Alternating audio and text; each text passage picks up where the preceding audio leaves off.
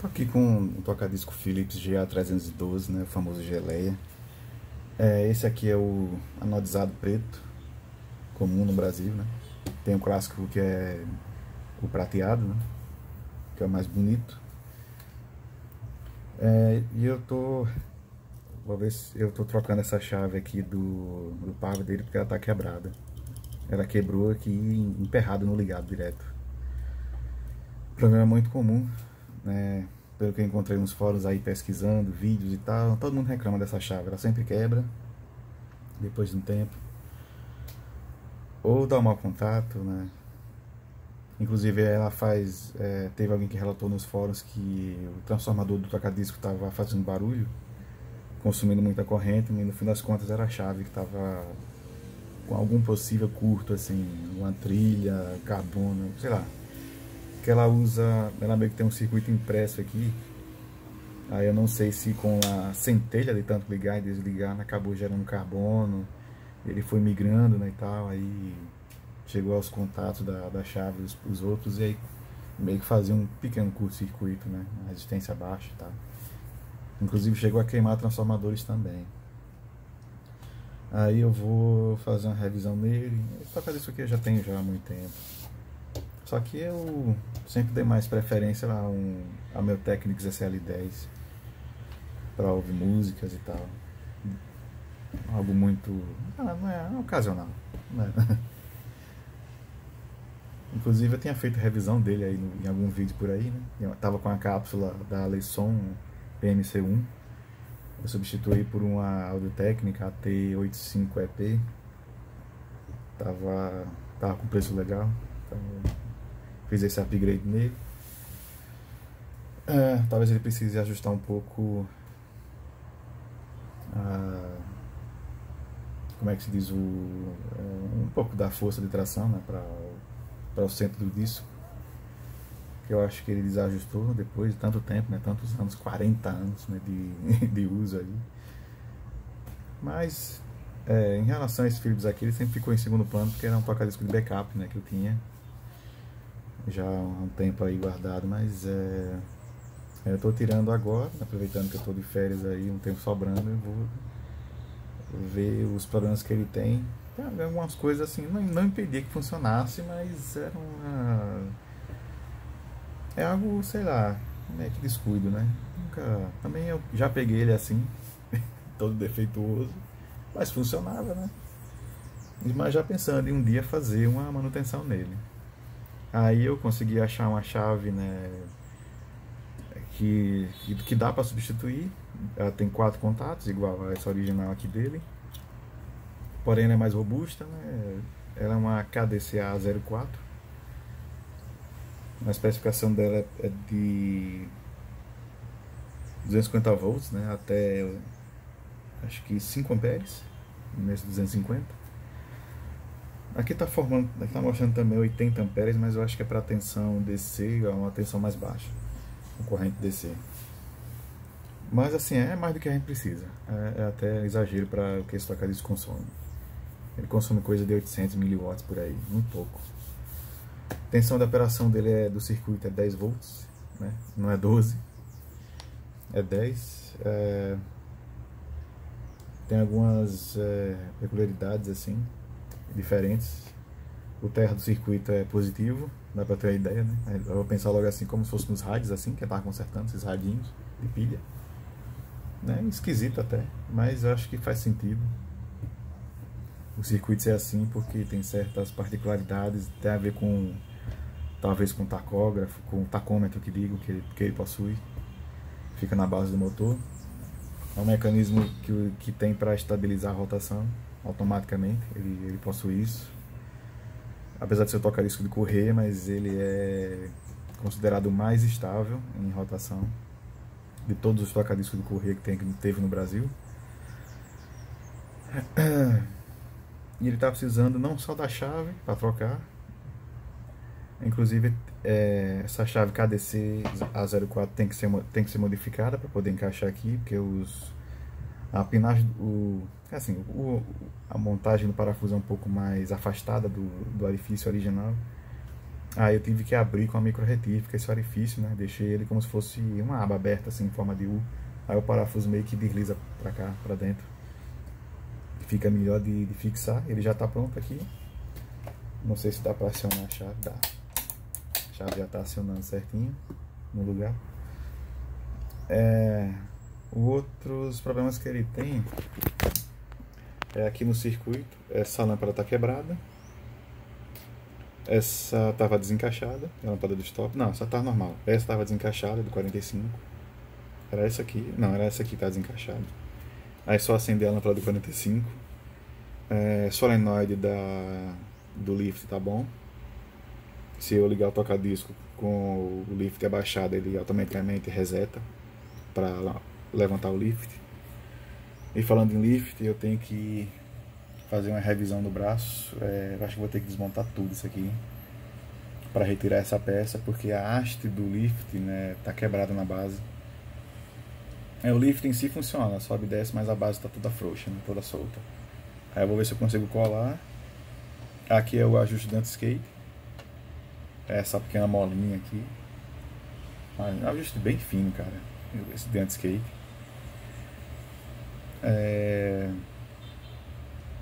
Aqui é o aterramento da tampa, né? A tampa tá guardada ali do lado. Vou ter que soltar a fiação da cápsula para poder tirar o braço, depois tirar a base do braço em si. E aí reajustar o lift de novo, que é essa pequena mangueirinha aqui.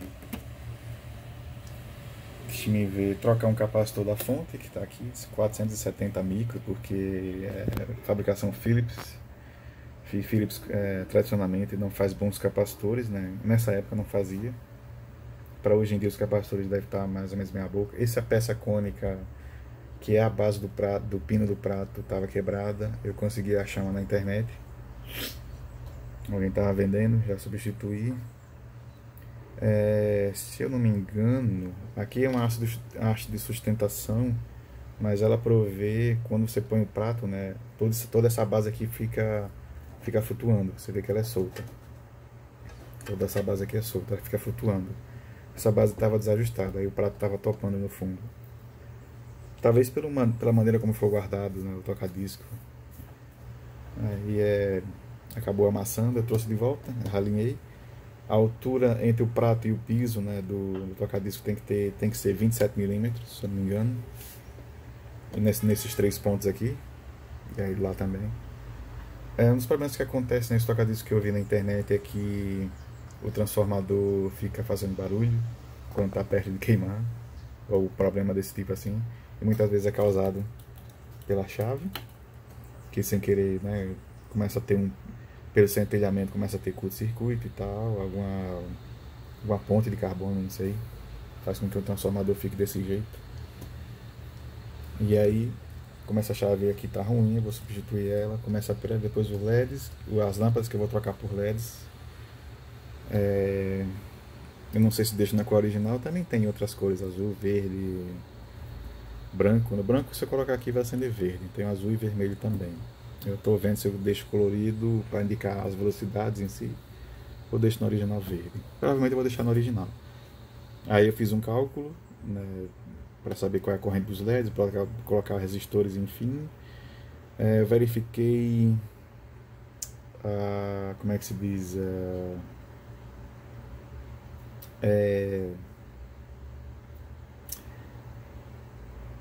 tem como é que diz assim, um diodo Zener que tem muito a ver com o funcionamento desses LEDs aqui. Se eu não me engano é do stop. Eu acho que é o do stop, eu acho. Que se esse Zener estiver ruim, o toca-discos fica com a luz do 45 e do stop ligado ao mesmo tempo.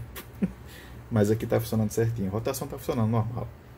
Aparentemente essa parte eletrônica funciona, mas tem essas coisas para ajustar. E a tampa dele tá toda turva, infelizmente. Aí eu vou ter que achar um jeito de polir ela aí depois. Mas vou começar pela chave, né? Interessante a chave. Ela fecha os contatos lateralmente. Aqui, e aqui.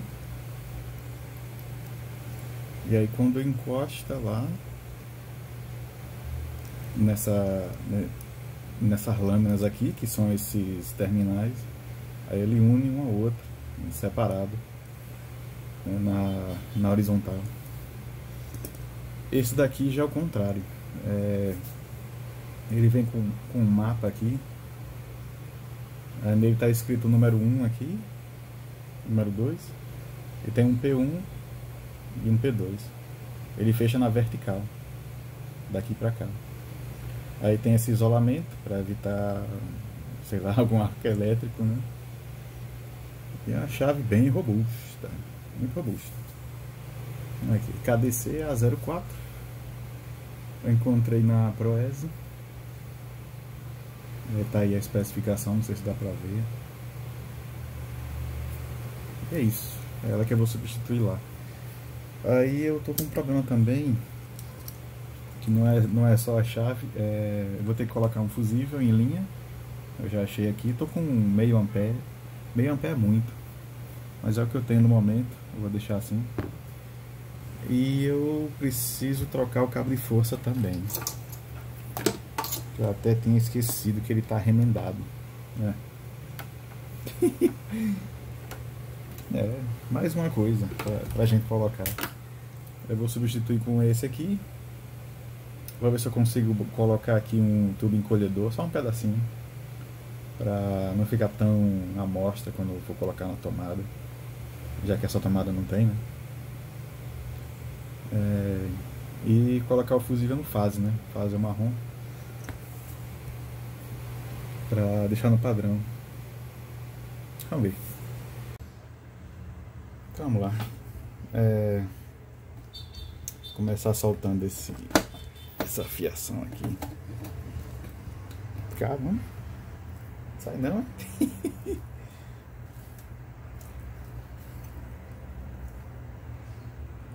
Pegar uma chave.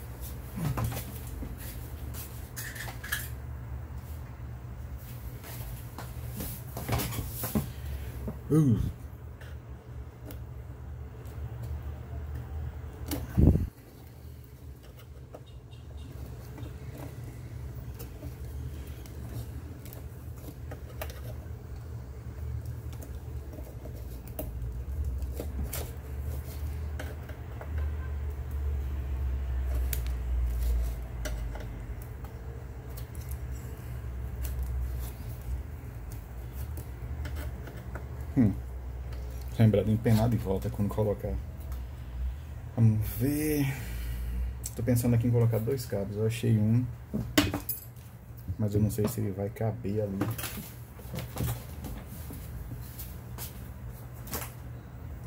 Porque é muito grosso. Deixa eu experimentar essa língua aqui. Ele seria o melhor para colocar. Só que se for muito grosso não vai caber aqui.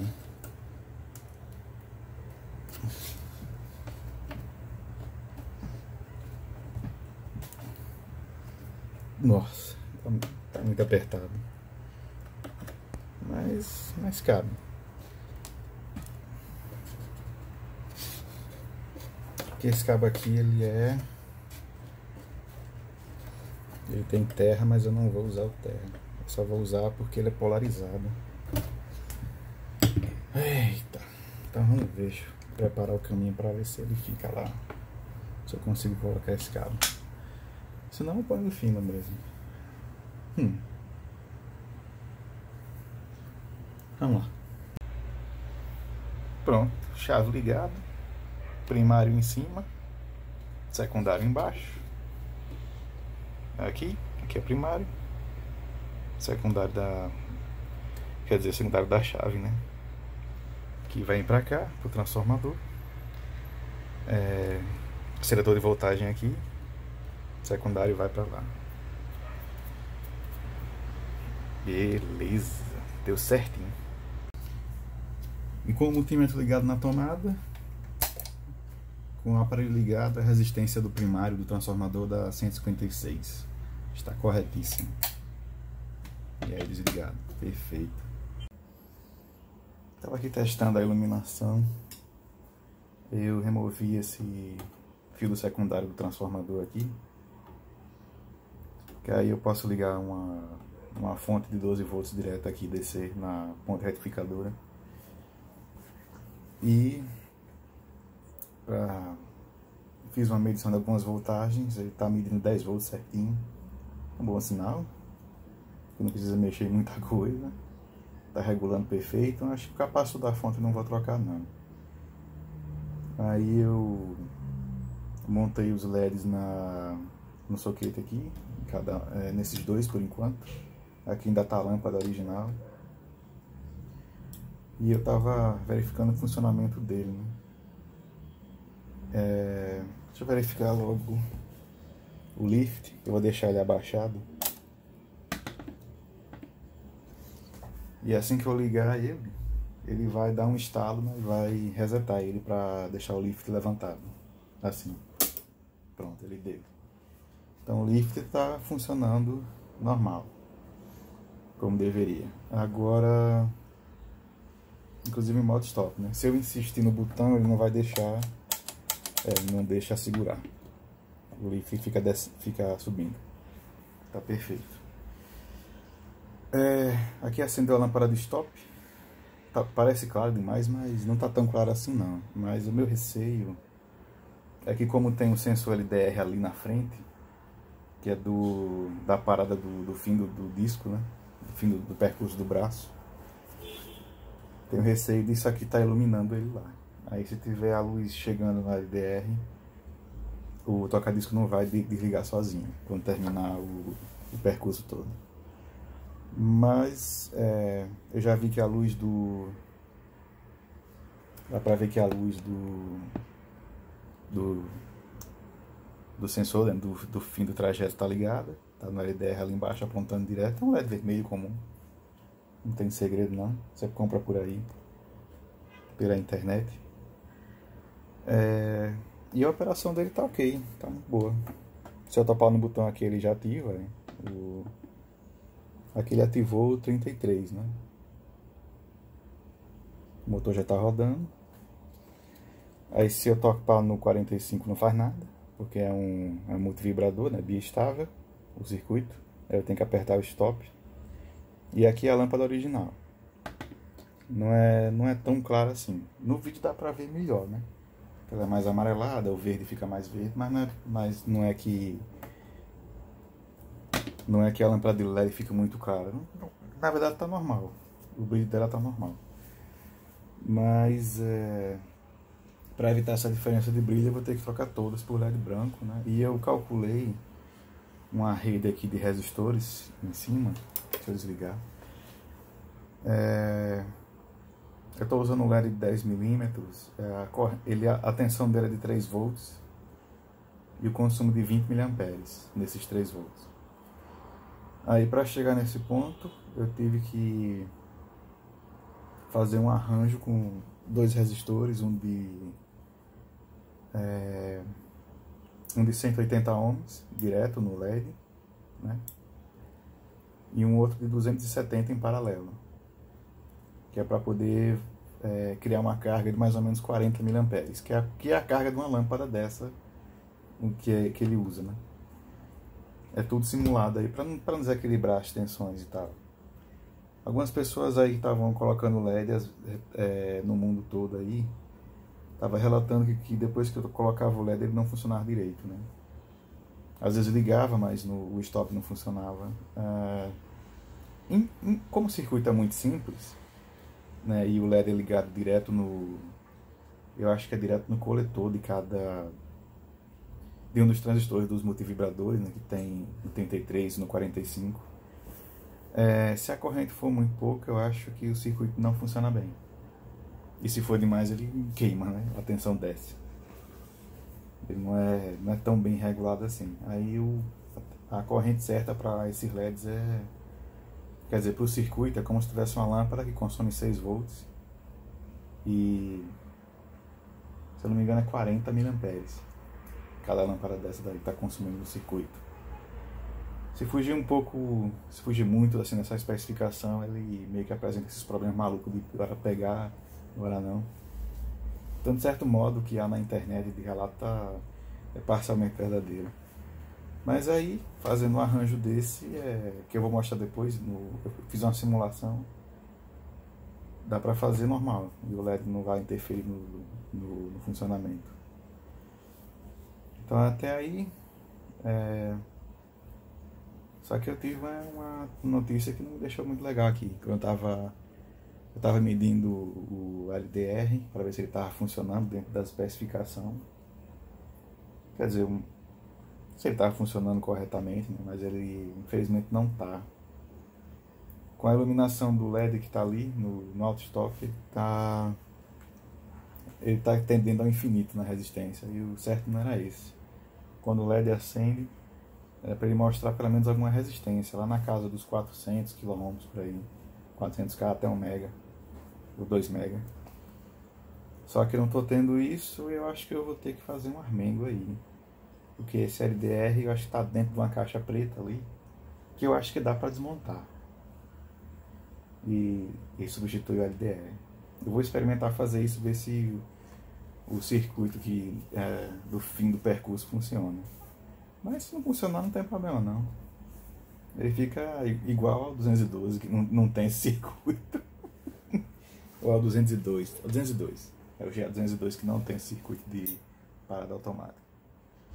O 212 tem, só que em vez do LED, ele usa a lâmpada comum. A mesma lâmpada que usa nos botões. E eu achei uma versão na internet esquisita desse 312 que já tem LED nos botões. É um LED vermelho. O mesmo LED que tem ali no sensor de parada. Esquisito. Eu achei o manual de serviço desses dois modelos diferentes. Fiz uma comparação, mas não tem muito segredo não para colocar os LEDs. Então, por enquanto eu vou terminar esse último LED e vou ir pro braço, né? Ver o lift ali que está quebrado. Quer dizer, a haste do lift, né? Que é como se fosse um canudo, o lift passa por dentro. Ele está solto, vou ver se eu consigo colar e rezar para a cola não ficar dentro do tubo, senão não adianta. Se não funcionar, eu vou tirar o lift, vai ficar sem lift mesmo. Tirei o sensor LDR dele lá para olhar e eu tô achando que ele tá normal. Aqui na iluminação ambiente, aí, a resistência dele tá variando, normal. Parece normal. Se eu fizer sombra aqui, a resistência aumenta. Passa de alguns mega. Se eu acender o flash, ele está se comportando tal como um LDR normal. Eu acho que ele não tá ruim não. E o interessante aqui é que ele tem um padrão. Tem meio que um desenho assim, meio que logarítmico, eu acho. Exponencial, né? Porque assim, esse sensor de parada tem no braço do toca-disco tem uma peça preta, mais ou menos da largura do meu dedo assim. Aí quando o braço está indo para o fim do disco, essa peça vem se aproximando, aí vem tapando essa abertura, né, que está aí do LDR, até fechar completamente. Só que nessa velocidade aqui que ele cria, tem um circuito que percebe essa variação da resistência e meio que provoca uma diferença de 1 volt, por aí mais ou menos. Que essa variação é suficiente para ligar o transistor que vai dar o auto-stop. Que vai desabilitar o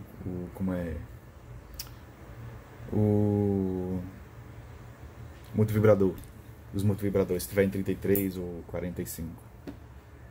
E em vez disso, eu tô achando esse LED vermelho que fica apontando nele aqui. Isso aqui fica montado mais ou menos assim, tem um parafuso. Só que esse LED vermelho tá muito fraco. Eu acho ele muito fraco. Aí o que eu vou fazer aqui, eu vou substituir por esse outro, que é praticamente idêntico ao que está aqui, até na especificação. É um LED comum, vermelho, uma coisa de centavos. E eu vou ver se ele volta a funcionar. Porque eu tô achando que quando liga, apesar do LED acender, mas a emissão de luz é tão fraca que no escuro, mesmo no escuro total, ele não consegue, o LDR não consegue perceber a iluminação. Aqui está mostrando 11 MB aqui no multímetro. 11 mega ohm, mas aí ele não acende o suficiente para poder provocar essa variação. Isso aqui devia estar caindo para uns 400k por aí, ou de 11 para... porque no escuro total ele desliga. Ele vai muito além de 20 mega. Vou de prova topando aqui. Oh, tem um outro multímetro aqui do lado. Aí como ele passa de 20 mega ohms, aí o meu multímetro não lê mais. Mas no geral era isso, era para ele provocar essa mudança. Inclusive tem pots também para ajustar isso. A tensão que aparece na base de um desses transistores lá. Aí eu vou substituir esse LED e ver se talvez volte ao normal, sei lá. Porque eu tô achando a iluminação dele muito fraca. Às vezes não dá nem pra perceber que ele tá ligando. Talvez ele tenha assim, se enfraquecido com os anos.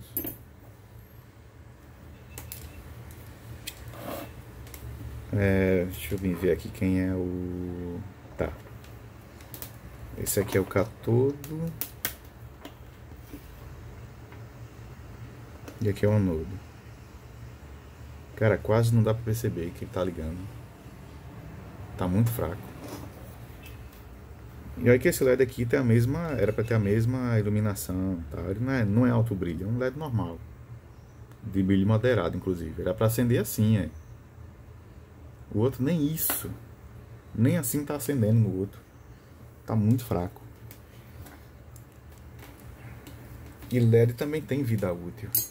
E como esse LED fica aceso o tempo inteiro, né, depois de longos anos de uso, talvez ele tenha já se enfraquecido, o material aqui do substrato. Aí eu vou substituir então e devolver a peça lá para ver. Eu também limpei o... Aqui tem uma poeira esquisita em cima e talvez tenha atrapalhado um pouco também a leitura.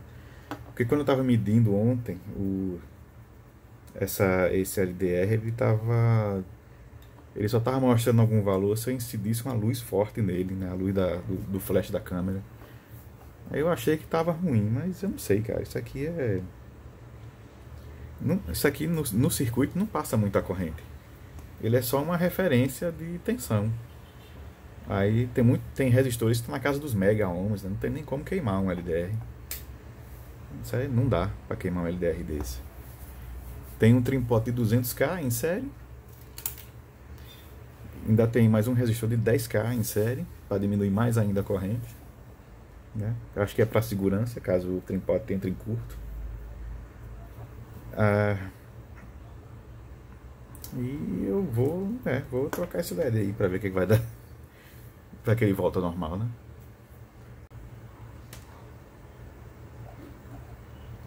Pronto, já troquei o LED aqui. Aí aqui tá mostrando uma resistência um pouco alta, né? 10 mega ohms aí, tá na escala de mega. O multímetro tá aqui em 20 mega. E se eu... Deixa eu encostar nesse fio cinza aqui, que é o anodo do LED. Se eu iluminar o LED agora, se eu conseguir iluminar ele aqui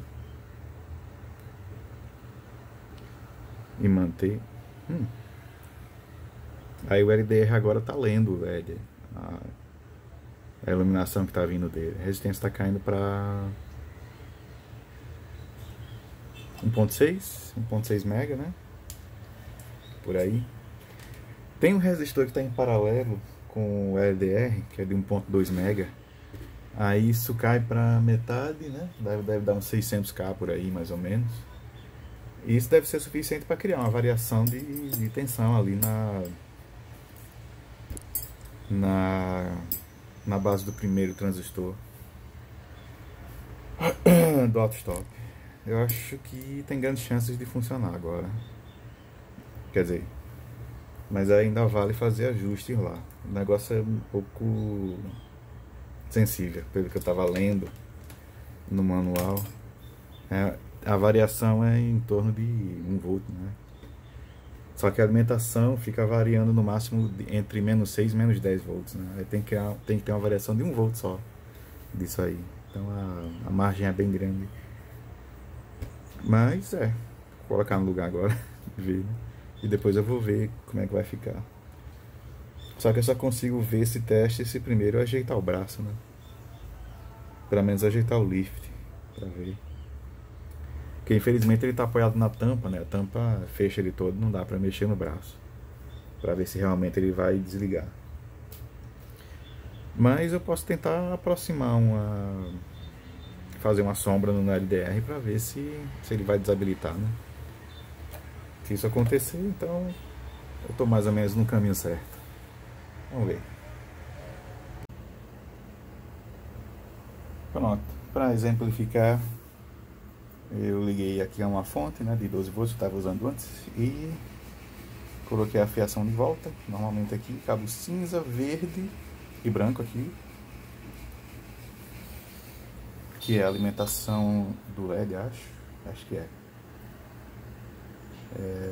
Isso, por aí, mais ou menos.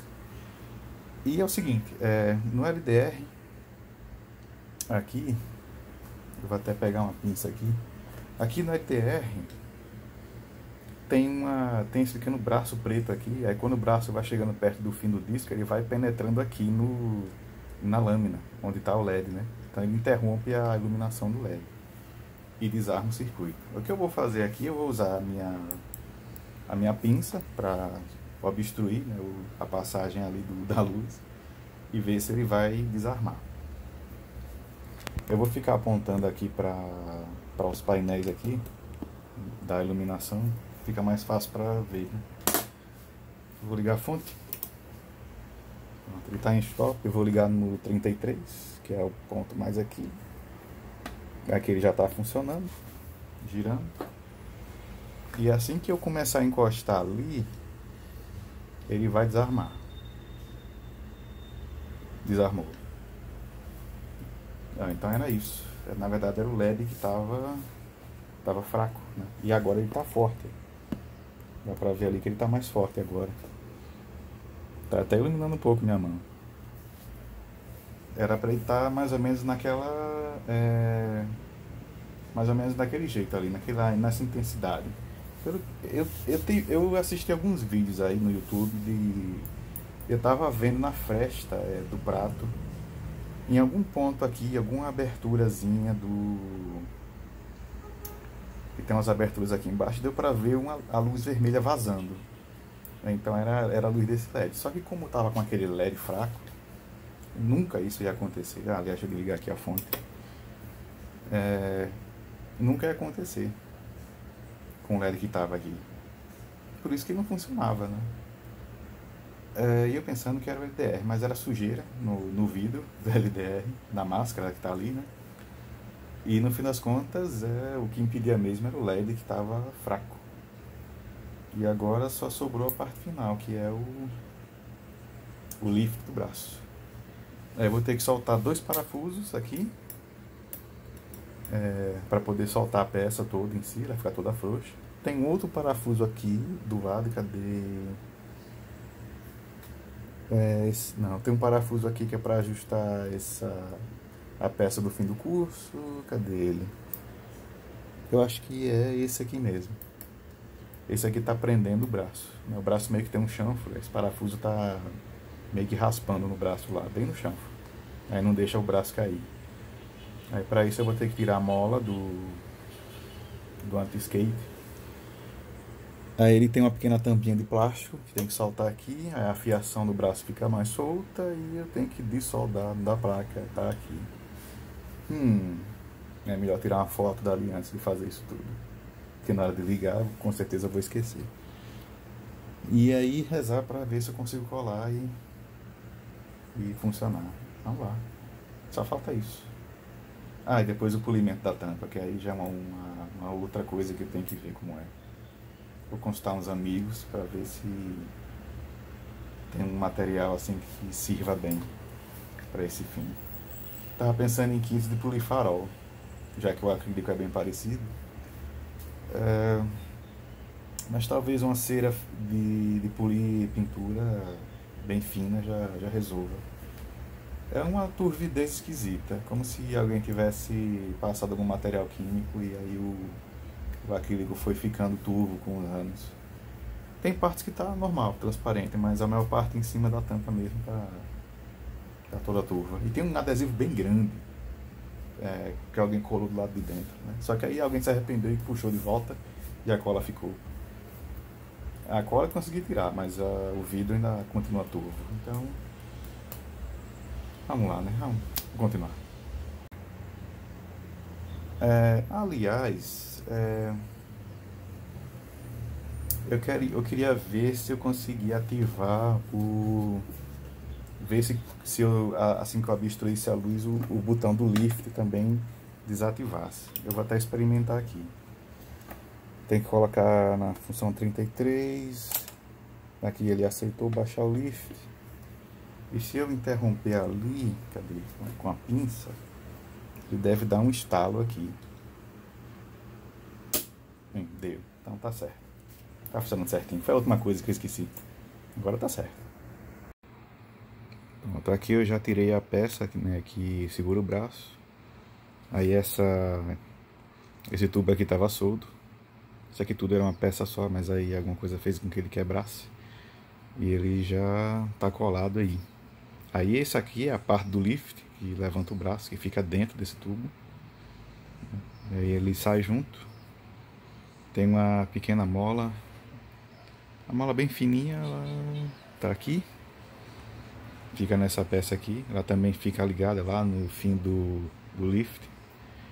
E essa peça que fica segurando todo o conjunto. É isso aqui. Esse bracelete. Esses dois parafusos longos. Tem uma pequena tampinha que é para tirar o fio, né? Quer dizer, tirar o... Isso aqui é só para segurar os fios do negócio e do braço, né? E aqui é a peça que eu tive que tirar. Ela é a que segura o braço, mas também é a peça que vem aqui, que é a que tapa o LED. Aí eu tive que tirar ela também, é só pôr de volta. E o mecanismo todo o segredo dele tá aqui, dentro dessa bacia. Aqui tem um silicone de alta viscosidade, de 500.000 CST. E aqui dentro é como se fossem umas lâminas, fica umas dentro das outras, aí meio que a apuração desse cabinho aqui, semelhante a freio de bicicleta. Aqui é o cabinho ligado à chave, né, do lift. Aí quando a gente aciona a chave, ele pressiona ou ele libera essa aba, aí o lift desce, ou levanta o braço, né, depende. Ele empurra isso aqui. Só que o silicone é tão denso que esse movimento é bem lento. Aí ele faz com que o braço desça suave ou levante suave. Eu estou esperando secar para depois montar e ver como vai ficar. Só falta isso. Eu acho que ele fica normal. Então é isso aí. Coloquei o lift no lugar, montei o braço, lubrifiquei também o eixo. O lift não está 100% não. Eu não sei o que é ainda, mas uma hora funciona, uma hora não. Mas não atrapalha em nada. Eu configurei a rotação primeiro, né? Nesse knob aqui, para ficar estável. Aí eu olhei o estroboscópio do prato, né? Todo parado. E eu escolhi um disco de 180 gramas, que é o mais pesado que eu tenho aqui para botar, para ver se a velocidade diminui. E para minha surpresa, olha o tracinho do estroboscópio parado. Tá perfeitamente estável. Então, tá bom. Eu topo aqui para ele ligar. Pronto, já foi. O lift levantou. E é isso. Vou fazer só um pequeno teste e terminar. Ver se eu consigo polir a tampa, né? Eu tava vendo o esquema dele aqui, tem umas coisas bem interessantes. Eu tava lendo em um outro manual de serviço, tá escrito em inglês, mas deu para entender mais ou menos como é que ele funciona. A parte que eu tava vendo, né, naquela hora era o LDR, né, aqui. Aí o LED que fica emitindo luz nele, ele fica ligado o tempo inteiro na alimentação. Isso aí deve ter diminuído a vida útil dele depois de tantos anos aí, mais de 40 anos.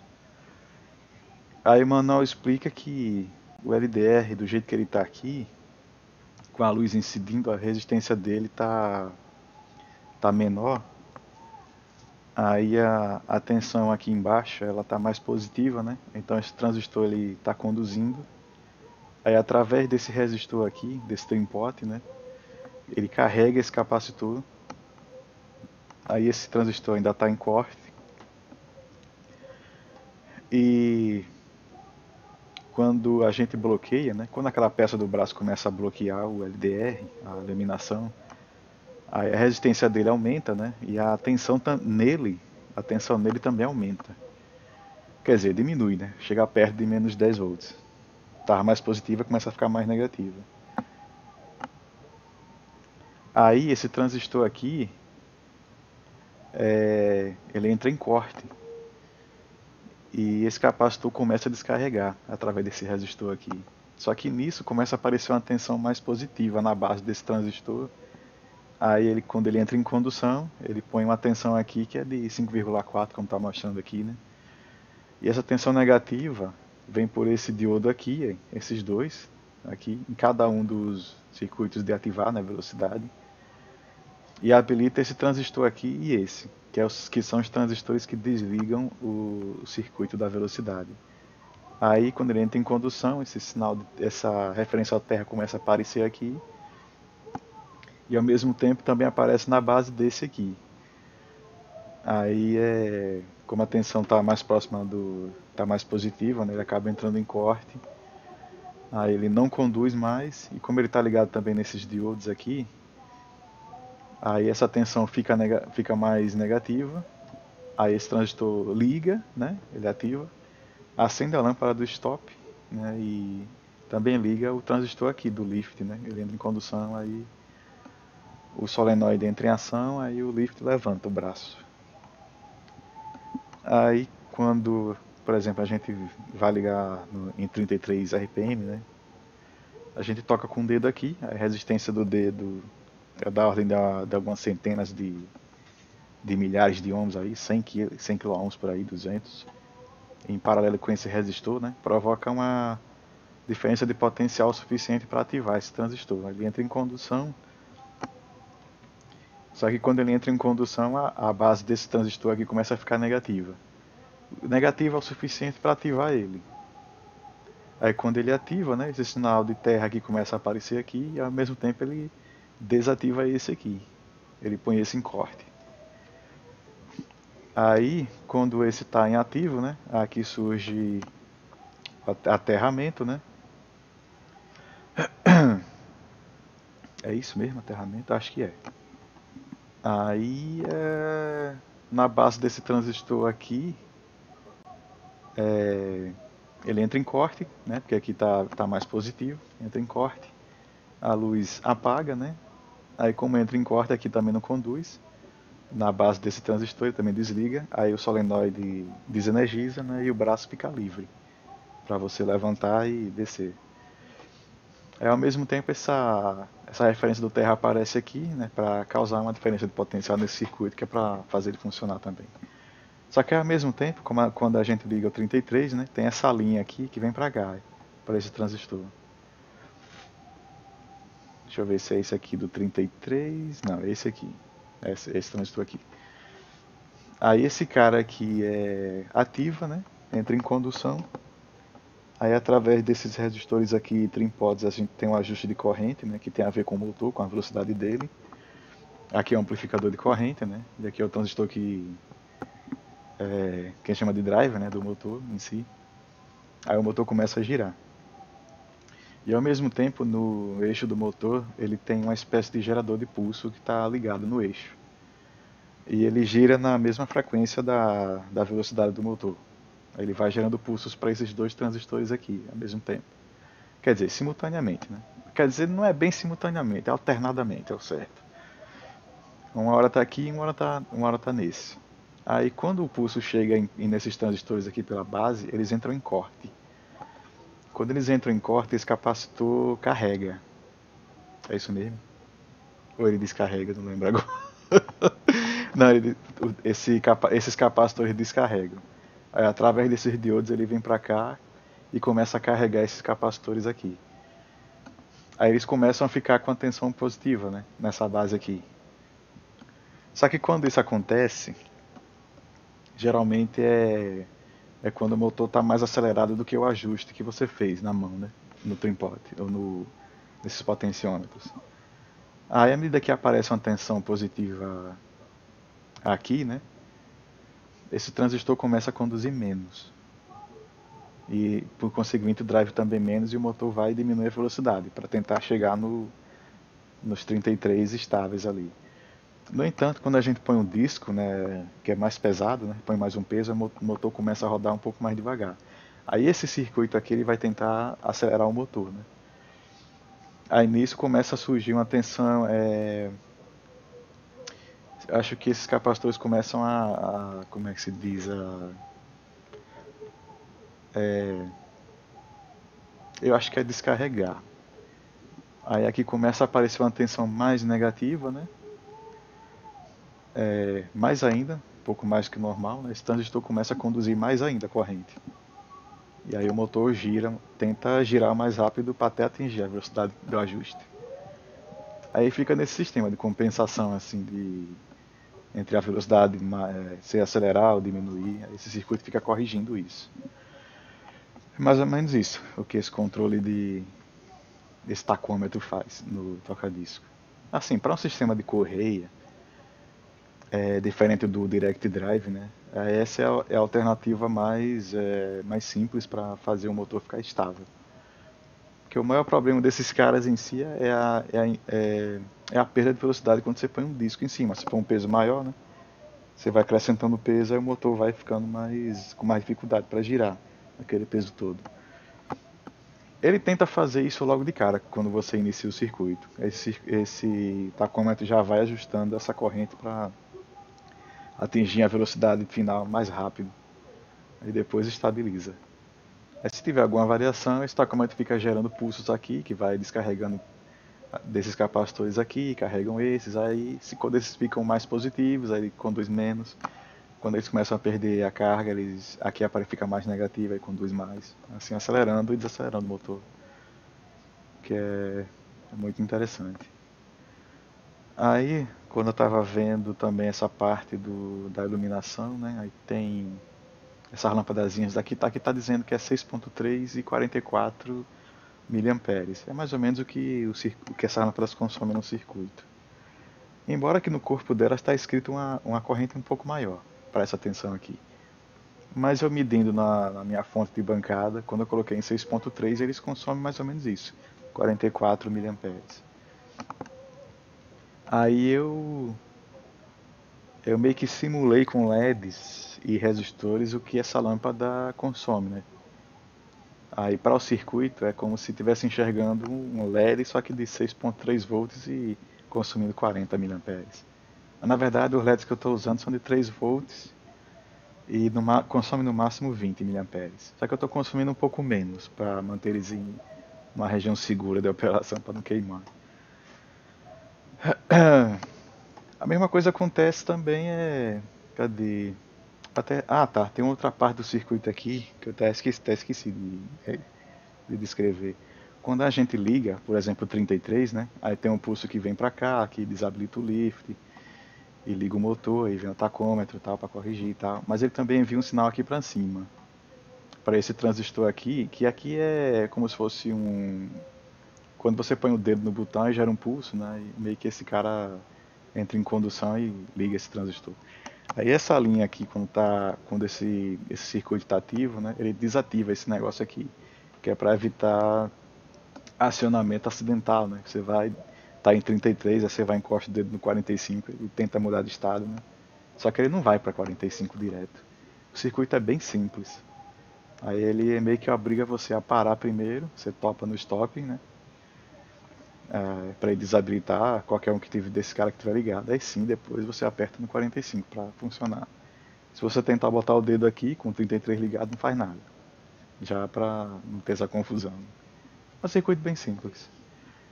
Aqui a gente tem um diodo Zener, né, que está em paralelo com a lâmpada. Assim, pelo que eu notei nas simulações, ele está mais ou menos aqui caso a lâmpada queime. Porque do contrário ele perde a referência com terra, né, porque não tem nada para ligar aqui. Aí ele não consegue manter o lift ligado caso o toca-disco pare, né? E aí o lift ia ficar solto para ser acionado. Aí meio que tem esse Zen aqui para caso o LED queime, ou a lâmpada queime, né? Mas assim, eu experimentei sem o Zen, né? Funciona. Ele continua habilitando o lift normal. Essas lâmpadas aqui também, se queimar, não tem problema. Porque aqui o transistor ainda tem a referência com terra. Então, isso aqui está só em paralelo. Creio que esse 82 ohms aqui é para limitar a corrente que vai para essa iluminação. Pode ser. Tá com cara que sim. Aí no caso dos LEDs, eu liguei, peguei esse sinal aqui, né? E liguei lá no circuito do LED que eu vou mostrar daqui a pouco. Deixa eu ver se tem mais alguma coisa para mostrar aqui. Acho que não, é só isso mesmo. Aí tem esse circuito de toque nada mais é do que um transistor, né, que ativa quando você põe o dedo em cima. Aí você meio que fecha um contato com terra direto aqui. É como se aparecesse aqui uma resistência de 110 kΩ, né, em relação à terra, e polariza o transistor e manda um pulso aqui para manda um sinal para essa linha. Enquanto o dele estiver pressionado, o transistor vai estar ligado e conduzindo, né? Aí vai surgir uma tensão negativa nessa linha aqui. Quando o circuito está ativo, parece que essa linha desce para ela fica um pouco mais positiva, que aqui fica com menos 5.4 volts, se eu não me engano, nessa linha aqui. Aí quando está ativo, isso aqui desce, fica mais positivo e tal. Algo assim. Né, quando você liga um circuito aqui que você aterra a base desse, né, então essa referência do terra começa a aparecer aqui também. Deixa eu ver, aparece? Eu acho que não, porque aqui tem um anodo aqui. O anodo bloqueia o diodo. Não tem nada a ver não. Eu não sou especialista nessa coisa não, eu tenho curiosidade para aprender, né, então... então eu aproveitei um toca-disco que eu tenho aqui e, sei lá, eu comecei a olhar o circuito aqui. Mas eu não trabalho nessa área não. Mas eu tenho como hobby, sem muito compromisso. A fonte também tem um Zener aqui e é importante também, porque ele serve de referência para a tensão do circuito. Ela está fixa em 7.2 volts, se eu não me engano, através desses ajustes aqui. Aí o ideal é verificar antes de fazer qualquer manutenção, ver se a fonte tá com os 10 volts certinho antes de começar. E eu olhei no meu tá exatamente 10 volts, 10,04 volts por aí. É bom checar se esse diodo tiver. Creio que se esse diodo tiver aberto, acho que a fonte não, ela coloca a tensão muito baixa. Aqui nada mais é do que a tensão está invertida, né, no esquema. Aqui é onde sairia positivo, né, do transformador. Só que aqui ele usou como referência para o terra, né, a parte negativa como tensão da alimentação. Só isso. O transformador aqui eu não sei se é idêntico à versão brasileira dele, porque esse manual é genérico e é meio que foi feito para o mundo inteiro. Mas eu acho que o transformador que está no meu tocadisco não é bem esse aqui. Ele não tem fusível interno. Aqui está dizendo que é na linha, né? Mais ou menos. Ou tem. No meu transformador tem um N e o número 1. Eu acho que tem. Então esse fusível é interno do transformador, do primário. Deve estar escondido por algum lugar naquelas fitas que enrolam, que está cobrindo o enrolamento. Aí é uma chave dupla, que ela realmente desconecta da tomada, o primário. Quando você desliga o botão, ele fica desconectado totalmente da rede elétrica. Tá bom, segurança para não ter problema de levar choques, topar alguma coisa. Mas choque aqui não dá, porque o transformador é isolado, então não tem perigo nenhum. Quer dizer, é, se não tiver curto aqui, né? Porque senão talvez desenvolva uma corrente grande aqui e tal, mas é difícil. Nunca vi. Aí o manual aqui ele tá traduzido para várias linguagens. Acho que aqui deve ser, sei lá, bicho, aqueles povos nórdicos lá. Pode estar escrito em sueco, aqui está em alemão, por aí vai. Mas o manual em si ele mostra até os ajustes para você fazer a altura do braço. É que ele diz 27 milímetros e tal, que eu tinha dito antes, né? Aí você ajusta amassando essas linguazinhas aqui nessa chapa de aço. Essa chapa de aço aqui é grossa, é dura. Para mexer com a chave assim. Apesar dele ter sido feito assim com a chapa de aço, né, que torna a coisa meio barata, mas não é bem assim não. A qualidade do aço é muito boa. Inclusive nesses quase 50 anos ele só tá com a ferrugem muito leve. Muito superficial assim. Quase não dá para perceber. Em alguns cantos do aço. Mesmo assim todo ele tá inteiro. Tudo preto ainda. Aqui é o ajuste da chave. Creio eu que é pra... Não, isso aqui mais ou menos. É o ajuste do solenoide. O solenoide atrai essa chapinha e desconecta meio que faz com que o lift fique preso aqui nessa chapa e não se mexa. Mais ou menos isso, é só impedir a ação do lift. Desse cabo de aço aqui. Cabo de aço semelhante a de bicicleta, inclusive. Aqui é para ajustar a altura do braço, se eu não me engano, quando ele está abaixado. A gente amassa essa beirolazinha aqui de aço. Aí a gente tem o controle de quanto o braço vai descer até acertar o disco. Água assim. Esse daqui é do quanto o braço fica alto, né? Quando ele está com o lift levantado. Tem que ficar a 10 milímetros do disco. Isso é importante por causa da espessura do LP, né? Do bolachão. Para não ficar topando, né? Quando o lift sobe, levanta o braço e fica topando aí. Tem um desajuste aqui, se ajusta por aqui. Esse aqui tem que ficar meio milímetro de diferença quando o lift estiver abaixado. Meio milímetro é uma tolerância muito pequena, mas foi feito assim, né? Desse jeito. E aí enquanto o braço está tocando lá no disco. Tem que ficar com esse meio milímetro de espaçamento aí. Aqui é o ajuste do anti-skating. Aí caso a gente tire essa peça aqui, ele mostra como é a posição que tem que estar essas duas para poder, quando a gente girar o botão, a peça não escapulir, né? Aí fica dentro do limite. Aí ele mostra um mapa da cápsula em si, com as ligações, os blocos, né, se eu não me engano, fio azul e verde são terras, né, e vermelho e branco são os lados esquerdo e direito da cápsula. E ainda tem mais um. Não, são 4 só. Esse cinza aqui acho que vai para a lataria do disco, serve como terra. Aqui é caso a gente for ligar no conector DIN, que é o padrão europeu, né, de lá. Aí ele dá aqui um mapa como é que se liga lá. Se for usar DIN. Mas a saída que está nele é direto, o cabo RCA. O fio entra direto na carcaça. Aí tem a versão toda explodida dele aqui. Inclusive com todos os componentes que vem, né? Quando a gente compra o toca-disco, inclusive até o gabarito para alinhar a cápsula, tá aqui, hein? Essa peça branca. Eu consegui no Mercado Livre. Tem um cara imprimindo ele a R$50, essa peça aqui. E a impressão é muito boa. Resolução muito alta. Vale a pena. Se você se você tem um desse e quer trocar a cápsula e não quer perder tempo alinhando, né, com esse ferramental todo que tem por aí, isso aqui é o ajuste perfeito para fazer, já direto.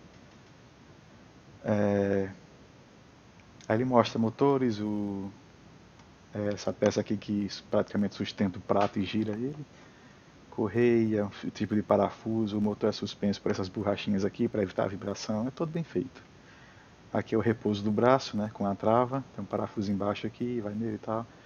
Aqui é o peso do braço, né, que a gente faz o primeiro ajuste com a cápsula e a agulha junto. Você deixa ele pendurado, né? De um jeito que pareça uma balança, ele reto com o prato. Aí quando você topa na cápsula, desce, mas tem que voltar. E se você levantar o braço, ele desce também. Mas tem que ficar estável e paralelo ao disco. Aí é quando o peso do braço está praticamente zero. Aí depois você ajusta movendo esse peso aqui para frente ou para trás, que é para ver quantos gramas tem a força de tração da agulha que você vai usar e da cápsula. Nesse que está aqui, como a agulha é uma G90, pelo que eu estava lendo, a força de tração começa em 1,5 até 2,5. Eu coloquei em 2,2 gramas. Eu achei o mais correto para que o som ficou legal. Ficou com 2,2 gramas. Mas eu nem sei se a cápsula dele qual é, que não tem modelo escrito, mas não é um LM90, certeza. LM90 ela é um pouquinho quadrada. A cápsula que está nesse toca-disco não faço ideia. Mas tem o nome Philips nele, mas não é GP também. Cápsula GP 400 é a que viria nele na versão europeia. Mas a versão que a gente tem é brasileira, então sabe lá que cápsula veio. Não encontrei nada na internet, nem foto, coisa nenhuma. Ah, aí problema do lift, essa peça aqui entra aqui nesse tubo. Esse tubo aqui estava quebrado. Isso aqui tudo é uma peça só. Aí eu tive que colar para poder usar o lift. Essa peça aqui. Aqui tem uma molinha que fica puxando. Aí eu mostrei ali aquele circuito, tem uma gangorra aqui, né? Aqui são as lâminas, onde tem o silicone, né? De alta viscosidade. Essa lâmina fica meio que deslizando aqui entre essas, né? O silicone fica meio que criando resistência. Parecendo fluido não newtoniano. Mas eu não sei se é bem isso não. Aí essa aqui é uma presilha para segurar isso aqui é uma tampa de borracha, acho. Eu não sei se a causa do lift do meu tocadisco tá um pouco difícil para funcionar ou não. Talvez seja porque essa tampa aqui, que é de borracha, ela deve estar dura, não sei. Isso aqui é uma coisa que não existe para comprar, então. Mas de qualquer maneira, se o lift não funciona ou não, isso não vai impedir que o tocadisco de funcionar. Dá para usar sem lift, sem problema. Só tem que ter cuidado na hora de derrubar a agulha no disco. Tem que ser bem suave, no mínimo, né? Aí eu tive que tirar esse parafuso aqui, é o que solta o braço. Aí ele entra nesse chanfro aqui. E foi assim que eu desmontei ele. Aí tem essa pecinha aqui que obstrui o LDR, que está montado aqui. Com o LED, né? Aqui é como se ele estivesse na posição real, né? Então o LED está de cabeça para baixo, o LDR está nessa posição. Os LEDs estão de cabeça para baixo também. Aí vem aqui o solenoide, que ativa esse pino aqui, que faz essa chapa de metal descer, aí impede desse cabo de aço se mexer, aí deixa o lift travado em si. Dá para desabilitar também isso aqui. É só desconectar um dos fios do solenoide. Aí ele fica com o lift solto para você usar do jeito que você quiser. Ele tem duas versões, esse toca-disco. Uma delas é a versão R, que é a que eu tô aqui, que ela usa toda essa base aqui de plástico. Isso aqui tem acho que é 0,7 milímetros de espessura. Um plástico muito grosso, muito duro, muito resistente. Quando eu estava colocando o cabo de força, né, eu ia colocar o polarizado, só que era muito grosso. Aí essa presilha aqui fica pressionando os fios para não ficar mexendo. Eu tive problema. Eu não consegui fechar com isso aqui, ficou muito forçado. Aí eu preferi usar o outro cabo mais fino de energia. Não tem problema nenhum, ficou original. Tá do mesmo jeito como se fosse no original. Aqui ele dá uma dica dos óleos que você tem que usar para lubrificar. E onde tem esses símbolos A, B e C com um círculo é onde vem a lubrificação. Aqui, por exemplo, está o C. Aí C é silicone líquido 500.000 CST. Isso aqui é caro de achar, muito caro. Não é, tem no Mercado Livre, mas é muito caro. Alguns ml pode chegar até R$ 200. E a versão mais comum que a gente acha no Brasil é a versão Z, que ele tem um corpo feito de madeira, pode ser plástico também, eu não sei. Eu acho que é de madeira. Na versão europeia é madeira. E ele tem uma tampa separada, de plástico, mesmo material do outro. Só que em vez de usar Ele usa uma espécie de presilha mais simples para segurar os cabos. Talvez nesse tipo aqui eu conseguisse usar um cabo mais grosso, polarizado, né, com terra e tal. Embora que eu não ia usar o terra porque o transformador é isolado já. Não precisava. Mas pelo menos para deixar o fusível no lado do fase, né? Porque sem ele polarizar, sem a tomada ser polarizada, você pode ligar a tomada de qualquer jeito, né? Inverter. Aí o fusível fica no neutro. Mas eu acho que funciona mesmo assim. Aí tem a chave em questão, né? Que eu tinha trocado. Ela tem uma tampa de plástico difícil de tirar. E a fiação fica toda dentro. Tem que arrancar a tampa antes de tudo. Deixou meu dedo doendo por um tempo. É muito apertada. Mas consegui tirar e no fim das contas o problema dessa chave é. Inclusive eu tô com um manual mais recente dessa versão do 312 que usa LED já. Ele não vem com lâmpada. A Philips trocou por LED. Aí no lugar do botão central tem um buraco e o LED fica saindo pelo buraco. Meio deselegante, eu acho. Meio que quebrou um pouco a estética do aparelho, que, sei lá. Eu não achei muito legal não. Mas usar LED em si não tem problema de queimar a lâmpada, que é um negócio mais sensível, né? mais frágil. Ou quebrar, como no meu caso. Aí os caras da Philips trocaram essa chave e usaram uma chave parecida com a que eu instalei. Mas essas versões anteriores de 76 ou antes, 1976, né? 74 e usa essa aí mesma chave que tem um PCB, uma placa de baquelite. Aí o problema que dá é que a chave trava depois de um tempo. Eu não sei se alguma peça desgasta. É bem que tem um negócio na chave, a trava, ela depende de gravidade. Tem uma peça metálica lá que fica indo de um lado ao outro, ela depende de gravidade. Eu acho que é desgaste que causa esse problema de quando quebra, ela quebra ligada e não sai mais desse ponto. A não ser que você fique forçando, mas eu acho perigoso. Pode provocar centelhamento dos contatos aqui. Inclusive causa, né, que já teve usuário aí dos fóruns que estava causando zumbido no transformador porque tem um curto, né, meio que uma região queimadazinha do ciclo da placa. Aí estava conduzindo, aí meio que criou um caminho curto. Aí o transformador tava consumindo muito, né? Esquentando e tal. Teve um que relatou que queimou o transformador por causa da chave. Aí a Philips corrigiu na última versão do 312, que eu acho que não tem no Brasil. É só a versão europeia. Aqui são os transistores, polaridade, né? Básico, emissor base coletor e tal, caso alguém encontre algum. Emissor base coletor é BC, transistores BC. Aqui é o do regulador de tensão. Ele mostra que diodos 452, 461, acho que isso aqui é Zen, né? Diodo Zen, né? Esses diodos aqui, eles são parecidos com resistores.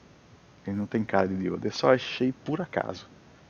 Porque eu procurei tanto, cara, que diodo Zen é esse que eu não tô achando. Quando eu olhei, eu só descobri porque ele tava pintado com os valores da tensão. Tinha um que era 6, tava 6, um de 6.2 volts, né, que é usado na fonte, tava pintado de como é azul e vermelho, duas faixas, uma azul e uma vermelha. E aí no código de resistores, né, que é um código internacional, é 6 e 2. Representa 6 e 2. Aí diga, então isso aqui é o Zener, né? Parecendo um resistor. Mas não é. E o resto é parecendo do diodo normal comum, tipo um N4148. Inclusive para até substituir. É os, como é, BA317 que tem por aqui. São diodos de uso comum, não tem problema nenhum. Só o aqui está dizendo que tem ponte retificadora, né? Tipo GBU, mas no meu veio como se fosse diodo comum. Aí meio que esse circuito aqui não é tão igual assim, mas o resto, o posicionamento das peças está igual. Inclusive até a numeração e nomenclatura dos diodos é a mesma. Tá tudo certinho. As tensões também, quando eu medir, tudo certo. E é bom que ele dá um mapa completo aqui. Não tem nem como errar isso aqui. Aqui é o LED, né, que estava ruim, que o LED fica ligado o tempo inteiro. Ele dá esses B23, B21, aí você vem aqui e procura no canto da placa onde é que fica. Aí B21 aqui, B23 é aqui, nessa placa, mas é onde está ligado B20, né? B20 está aqui, que eu acho que vem da alimentação direta, é isso mesmo, tensão negativa. Já pega direto da ponte retificadora. E vem para cá e alimenta o LED e o LDR. É interessante o esquema. Aqui ele dá um mapa, né, de como é que a gente procura componentes, né? Por exemplo, esse resistor aqui 573, é só a gente vir direto aqui. Está aqui embaixo. É mais ou menos a localização geográfica da peça na placa. Bom, interessante. O capacitor que eu queria trocar da fonte não precisa. Acho que é esse cara aqui, esse eletrolítico grande de 470. Ele tá bom, mas vou deixar lá. Não tem problema nenhum. E é isso, né, que o esquema traz. As versões que ele tem são duas. Essa versão aqui que é de madeira, né, com o fundo separado, a tampa de cima, em vez de ser preta, que o alumínio no meu é um alumínio anodizado, em preto, né? Mas essa versão aqui traz o alumínio nu, então ele é prateado. É o mais, eu acho assim, o mais elegante, né? É o mais bonitinho. Mas eu tenho preto, né? Pronto, ele é esse aqui. Esse aqui é tudo claro, no meu é tudo preto. A cápsula que tá aqui, tá vendo aí? Parece com a que tá lá no tocadisco, mas não é. Isso aqui é uma GP400. A minha, apesar de ter esse adesivo aqui, ela é reta. É como se fosse um LM, mas não é também. Porque quando chega em cima, ela começa a arredondar e a LM é quadrada. Aí eu não sei que cápsula é essa. Tá com agulha AG90, mas era para ser usada com a cápsula LM90. Isso é a coisa que morreu lá no final dos anos 80. Hoje não tem mais não. Mas ainda é possível fazer upgrade nele. Eu consegui um adaptador para a cápsula P-mount, né? E eu tava pensando em colocar adaptar a PMC que veio no meu SL10. Aí depois eu ia procurar uma agulha, acho que é N44, é, elíptica, se eu tiver a chance de achar, porque é a melhor combinação, que dá o melhor som, é com essas duas, com essa cápsula e agulha, em vez da original MC1. Embora que a MC1 serve também, não tem problema não, é cônica, mas o som também é bom, não tem problema não.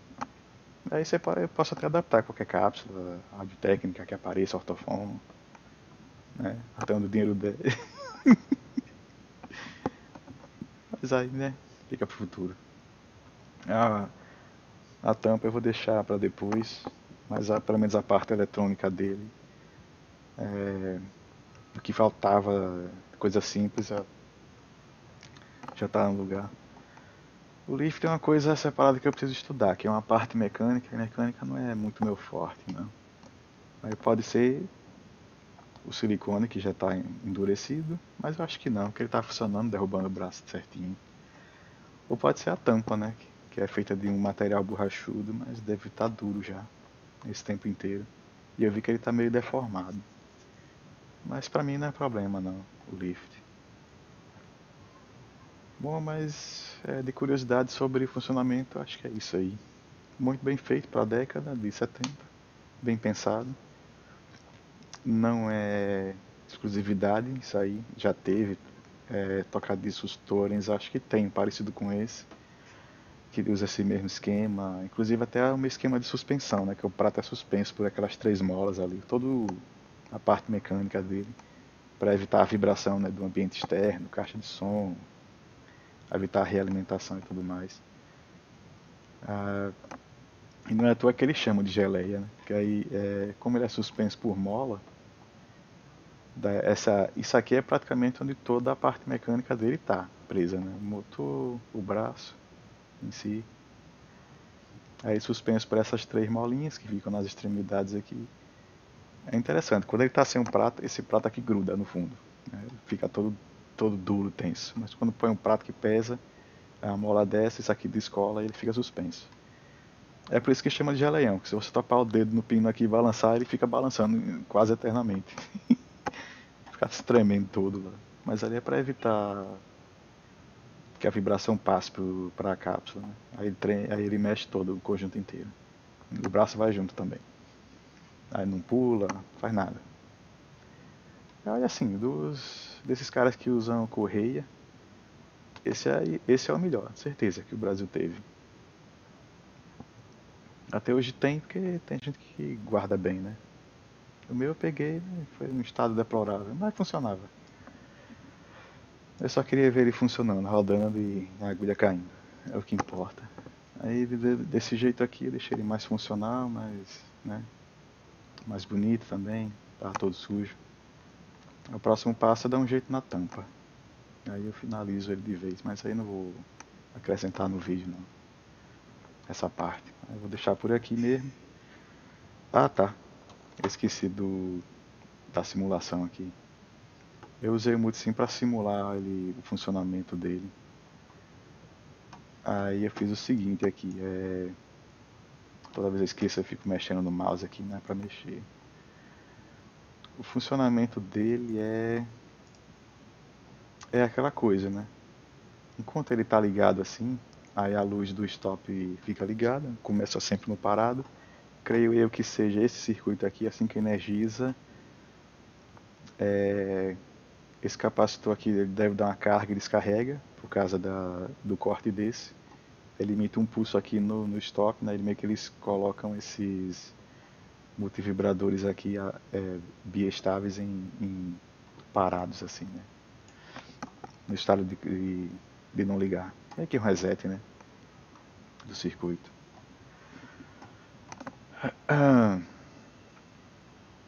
Deixa eu ver mais aqui. Ah tá, esse aqui é o esquema do LED.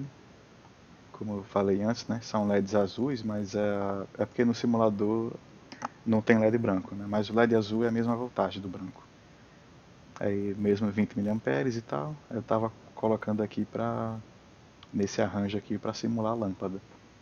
Aí uma parte da corrente vai ser gasta no LED e a outra parte da corrente se divide nesse resistor aqui que vai consumir em paralelo com o LED. Assim eu chego perto dos 40 mA e deixo o circuito feliz, sem ter problema de funcionamento. Aqui esse 100 ohms aqui é o circuito do lift, né? Eu coloquei um resistor de 100 ohms para simular o solenoide. Aí a resistência do solenoide é de 100 ohms, pelo que eu medi, 150, depende de como ele foi enrolado. Ele consome mais ou menos 1 watt, mas o transistor aqui é parrudo o suficiente para segurar. Tem um diodo flyback aqui, para evitar que a tensão reversa destrua ele. E ele funciona mais ou menos assim. Se eu, por exemplo, ligar o 33, a luz liga aqui, né, do LED.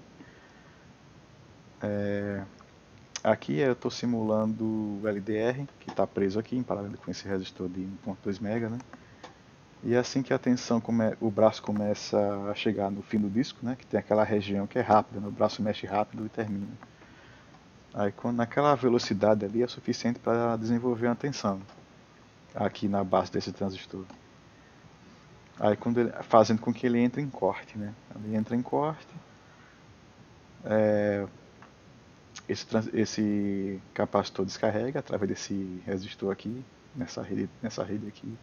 Aí isso provoca a polarização desse, né, que entra em condução e tal, e desliga os circuitos e tal. Aí se o LDR começa a ser tapado, a resistência dele aumenta, aí ele volta para o estado de stop. Mais ou menos isso que eu quis botar aqui no esquema. Aí em cada um dos coletores aqui onde fica a iluminação, a lâmpada, né? Eu até deixei aqui como referência.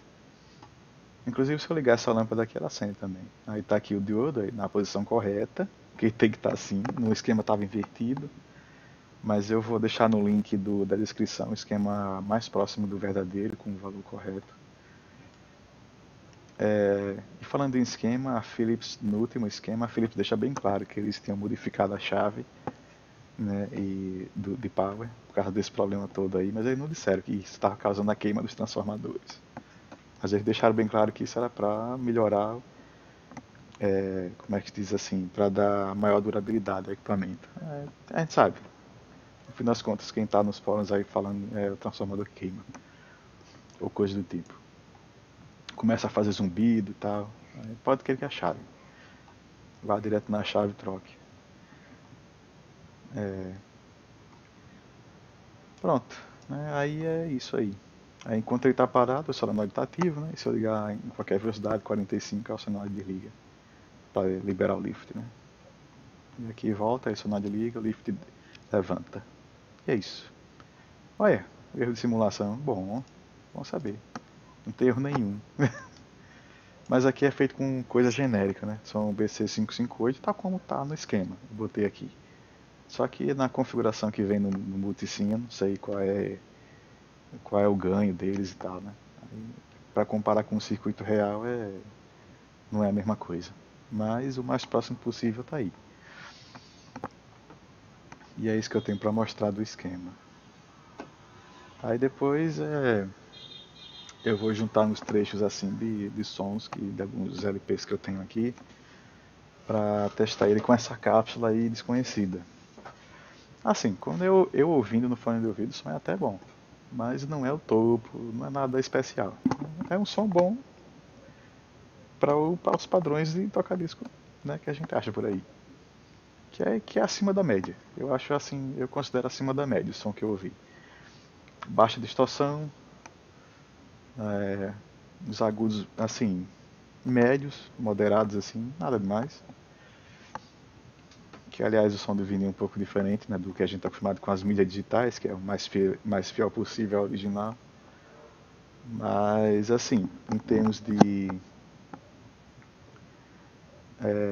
disco de vinil, assim, para quem é audiófilo, essa cápsula que está aí, ela é boa. Não vai assustar ninguém, mas também não é o topo. Eu considero assim o topo mesmo, pelo que eu estava ouvindo, esses outros modelos que a Ortofon fez, o modelo azul. É porque eu não sei qual é a referência da cápsula, mas a agulha dela é azul. Tem vermelho, azul, bronze e preta. A azul foi que eu gostei mais do som. Mas aí é preferência. Isso aí é coisa de audiófilo, para quem tem dinheiro. Eu não vou dar R$4.000 numa cápsula dessa.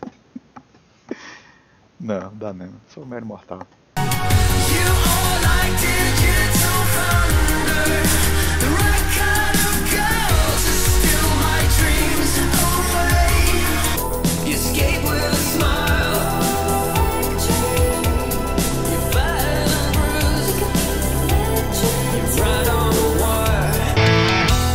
From my